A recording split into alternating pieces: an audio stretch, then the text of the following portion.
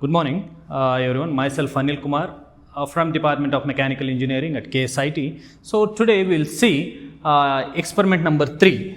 So that is experiment number 3 in your design lab. So that is how to determine undamped natural frequency of torsional vibration of a two rotor system, right? So this is just an extension of your previous experiment. So in the previous experiment, that is in your experiment number 2, so we have found out natural frequency, undamped natural frequency of a torsional vibration of single rotor system. So here what we will be doing is, so we will be finding out natural frequency for two rotor systems. So that is the only change from your previous experiment. So what we will be doing here. So I just told you in the previous class itself that, so what are the different types of vibrations? The vibrations are based upon the directions of motion. So vibrations are broadly classified into 3 categories. One is longitudinal vibration, next one is torsional vibration, and third one is lateral vibration. What is longitudinal vibrations again? So if all the particles of a body vibrates parallel to the axis, so then they are called as longitudinal vibrations. What are lateral or transverse vibrations? Lateral or transverse vibrations. If I take a beam, so if I apply impact load onto this, so the body will vibrate in a direction perpendicular to its axis. Such kind of vibrations we will call it as transverse vibrations. So but this experiment is based on torsional vibrations. So what is torsional vibrations again? So if all the particles of a body is twisted and untwisted about an axis, such kind of vibrations we will call it as torsional vibrations. So basically torsional vibrations are very important in design of shafts. So where shaft is subjected to torsional moments. So there this vibrations finds its applications. So this experiment is based upon torsional vibrations of a system, right? So that is about the torsional vibrations. So coming on to your experiment. So in this experiment we will be using two discs. So disc A and disc B. So two discs of two different masses and two different radius. So two discs. So the diameter. So here, look here. So the mass of disc A is considered to be 2.78 kgs. So and mass of disc B is 2.21 kgs. Similarly, so radius or diameter of disc A is 225 mm, and diameter of disc B is 190 mm. And here in this experiment, we will be using one steel shaft, so of diameter 5 mm. So we will be using steel shaft of diameter 5 mm, and the distance between the two discs is kept constant in this experiment. So the distance between the two discs is considered to be 900 mm here in this case, right? So similarly, so we will be noting down the time required for 10 oscillations by using a stopwatch. So then check keys will be used. In order to fastening and unfastening your shafts. So finally steel shaft will be used in this experiment, right? So this is about the apparatus what we will be using in this experiment. So now let us see how exactly the test equipment looks, and we'll look into the tabular column of this experiment.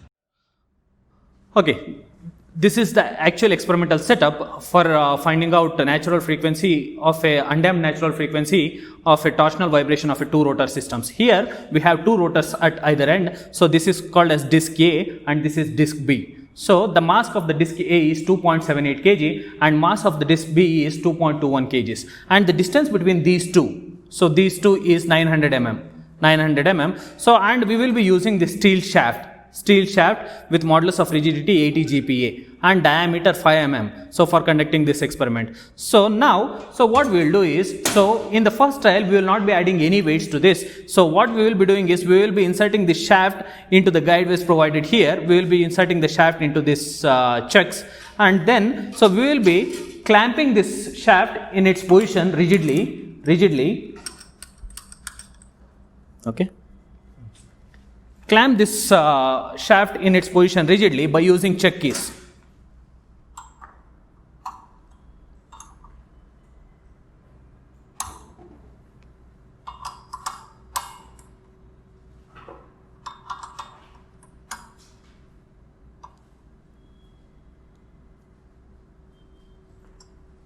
So this is the setup for the first trial.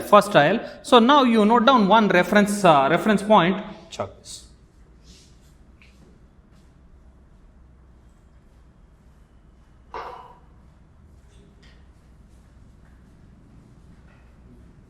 So once we note down the reference point here, reference point on disk A, so you slightly give angular displacement to this disk and leave it, and you note down the time taken for n oscillations. So for our case, so here we will be noting down time taken for 10 oscillations. So 10 oscillations, right? So we'll start with the trial 1 now, trial 1. So you note down one reference point here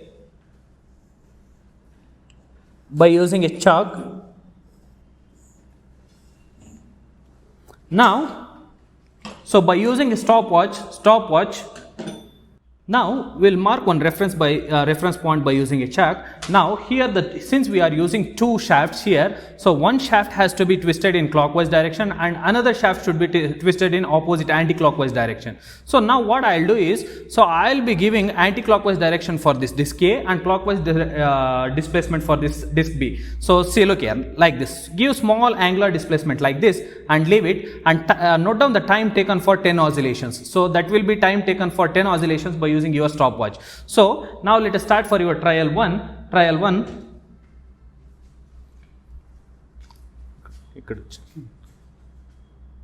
So I am giving small angular displacement like this and I am leaving here now. 1, 2, 3, 4, 5, 6, 7, 8, 9. We will be repeating again. So yes. 1, 2, 3, 4, 5, 6, 7, 8, 9, 10. 2.3 seconds. So in this case, so for this case we are getting, so time taken for 10 oscillations is 2.3 seconds, and note down the same thing in your tabular column. So therefore here, look here, so the time taken for 10 oscillations is 2.3 seconds. 2.3 seconds. Now, so divide this by 10, we will get time taken for one oscillation. So that is 2.3 divided by 10. So that means 0.23 seconds. 0.23 seconds. Now this is for your trial 1. So trial 1. In our trial 2, so what we will be doing is, so to the disk B, we will be adding two masses to the disk B. So the total weight of this, both the masses, comes around, so how much? 1.083 kgs. So 1.083 kgs. Now look here, add these two things to the either end of your disk B, either end of the disk B.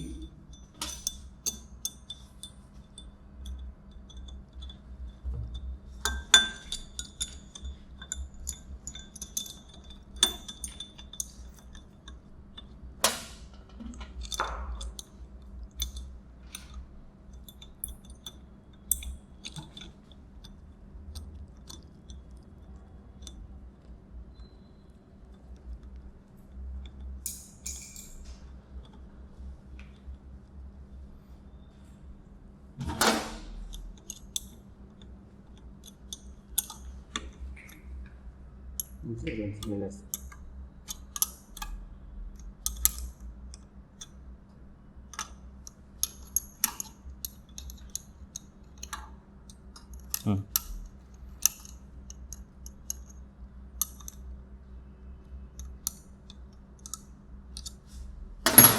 Okay, now the initial diameter, so the diameter of the disc has been 190 mm. So 190 mm. Now after adding these weights, the total diameter of the disc becomes, so note down the distance from this center of this point to the center of this point first.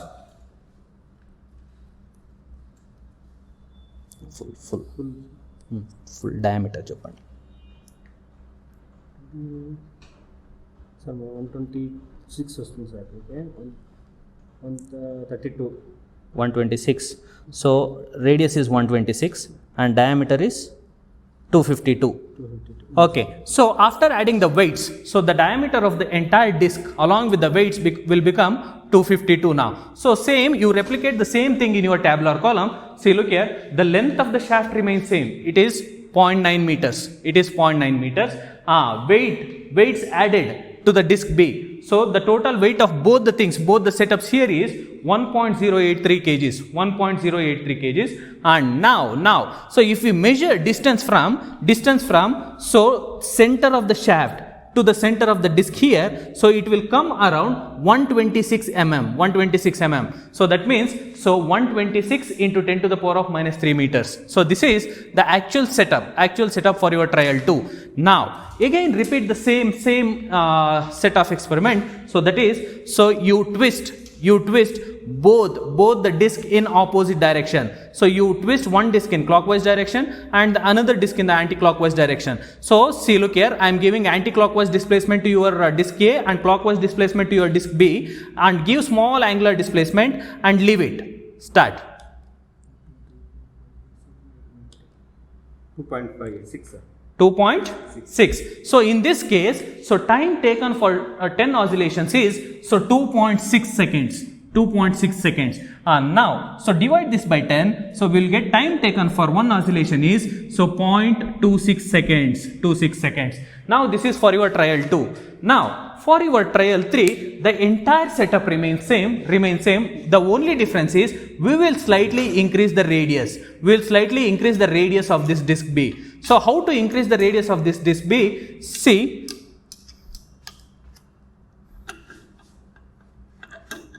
తీసేసి పక్కన పెట్టండి. So now look here. So if I insert this weight to the first hole here, so then the radius will be, so 126 mm. Now shift this weight to the second hole. Now insert this weight into the second hole. So when I insert this weight, and after inserting this weight into the second hole, and again measure the radius, that is distance from the center of the shaft to the center of the disc. You measure the distance.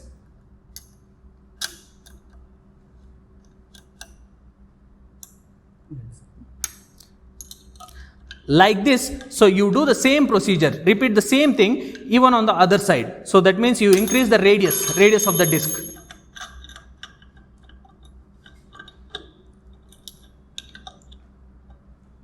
Yes.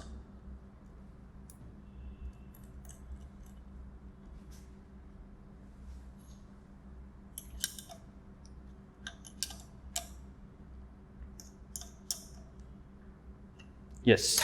Now, so this is the actual setup now. So here we are not changing the distance between the two discs. We are not changing the disc mass of the disc in your trial 3. So we are keeping it constant. We are changing the radius here. Radius of the disc is changed. Now you measure the distance between center of the shaft to the center of the masses here. So if you measure 155 mm, we are getting radius as 150 mm. You replicate the same thing in your tabular column. Look here, length of the shaft remains same, that is 0.9 meters, 900 mm, 0.9 meters.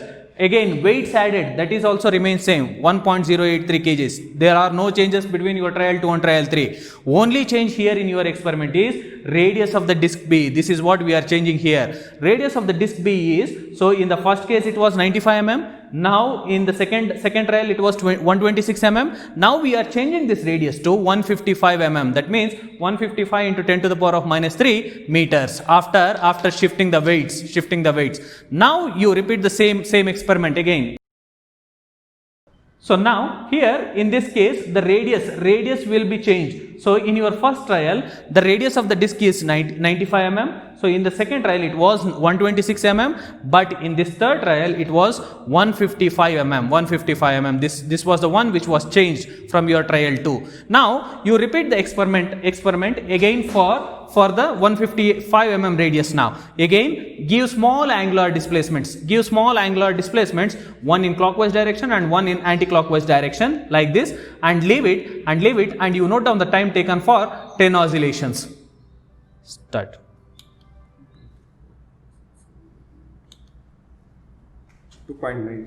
So here in this case, so we are getting time taken for 10 oscillations as 2.9 seconds. So that means, so time taken for one oscillation divided by 10, so 0.29 seconds. Now, so this is how we prepare tabular column before proceeding with the calculations. Now we will see how to do the calculation for this experiment number 3. Okay, now we will see how to carry out calculations for the experiment conducted so far.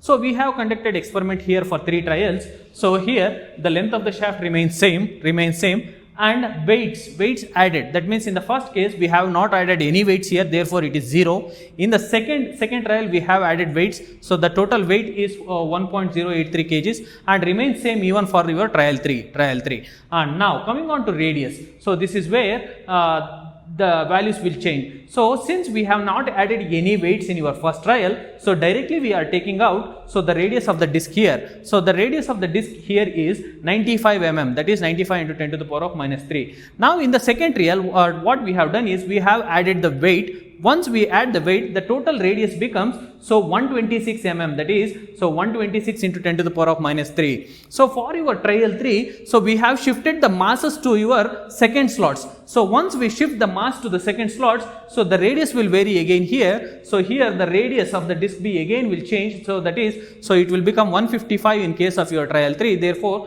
155 into 10 to the power of minus 3 meters. So these are the readings, and we have taken time taken for 10 oscillations. In your first trial it was 2.3, in your second trial it was 2.6, and in your third trial it is 2.9 seconds for 10 oscillations. For one oscillation it was 0.23, 0.26 and 0.29 seconds respectively. So now from these values what we will do is we'll see how to calculate, so theoretical natural frequency and experimental natural frequency. We know that natural frequency is reciprocal of your time period, so therefore I can write experimental natural frequency F experimental is equal to 1 divided by Tp. So that is time taken for one oscillation.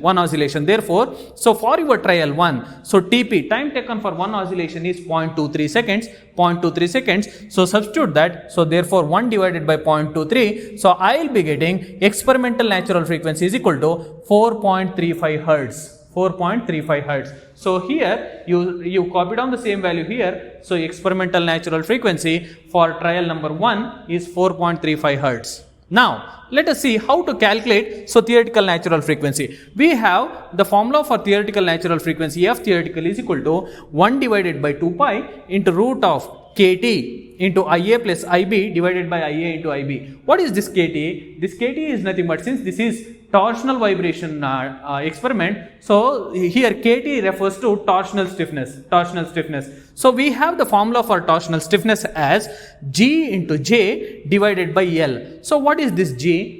This G is nothing but modulus of rigidity. Since we are using steel shaft here, so for a steel shaft we have G is equal to 80 GPa, so that is 80 into 10 to the power of 9, so pascals, Newton per meter square. Similarly, what is this J? So this J is nothing but polar moment of inertia. So for a circular cross section, J is equal to polar moment of inertia, which is given by pi d to the power of 4 divided by 32.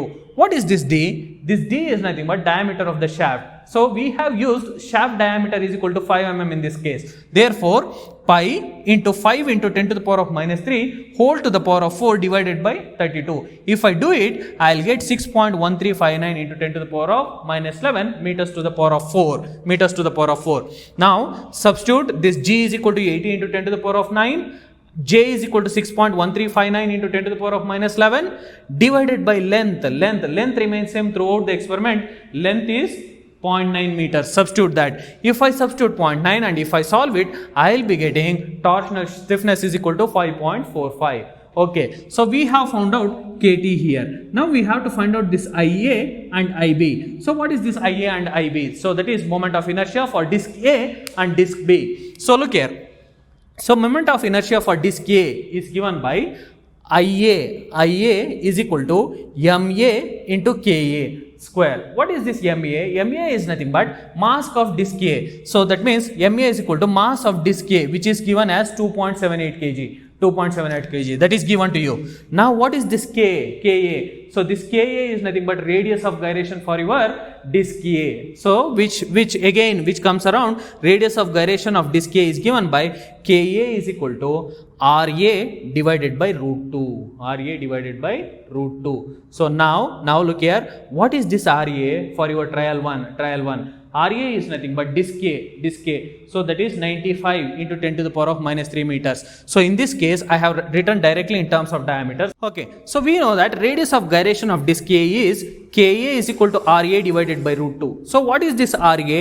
This RA is nothing but radius of your disk A. So we know the diameter of disk A here, so which is 225 mm. Therefore, I can write this as radius RA is equal to 225 into 10 to the power of minus 3 divided by 2 into root 2.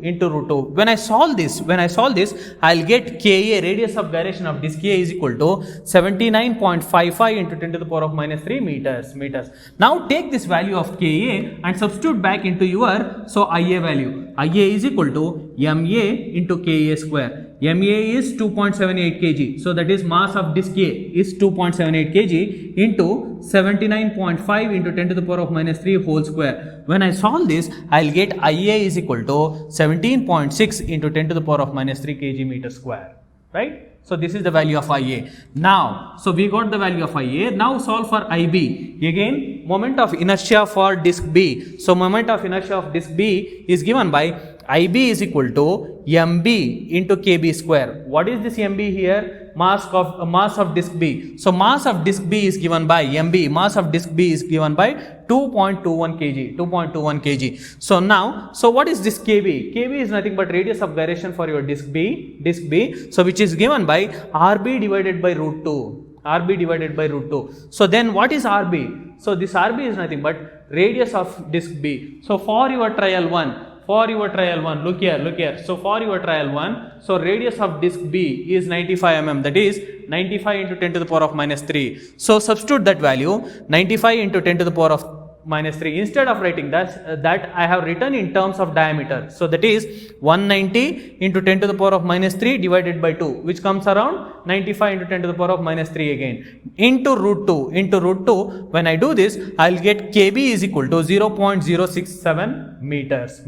Now take this value of Kb, substitute back into Ib. When I substitute, so Ib is equal to Mb, mass of disk B, look here. So 2.21 kg into, so what is this Kb? This Kb is nothing but 0.0679 whole square. When I solve this, I'll get Ib is equal to 9.9 into 10 to the power of minus 3 kg meter square. Now we got torsional stiffness Kt, we got Ia, Ib, moment of inertia of disk A and disk B. Now substitute all the values into this equation, that is theoretical frequency. So that is 1 by 2 pi into root of Kt is 5.45 into Ia is 17.6 into 10 to the power of minus 3 plus Ib is 9.9 into 10 to the power of minus 3 divided by Ia into Ib, that is 17.6 into 10 to the power of minus 3 into 9.9 into 10 to the power of minus 3. So when I solve this, we'll get value of theoretical natural frequency as 4.667 for your trial 1. So reproduce the same thing in your tabular column. So F theoretical is equal to 4.667. Right. So this is the calculation procedure for your trial number 1. So in a same manner, so you carry out, dear students, so calculations for trial 2 and trial 3. So in case of your trial 2 and trial 3, so please make a note that radius of disk B changes.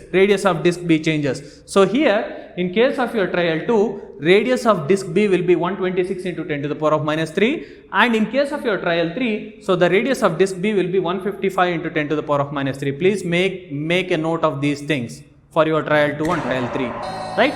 So thank you.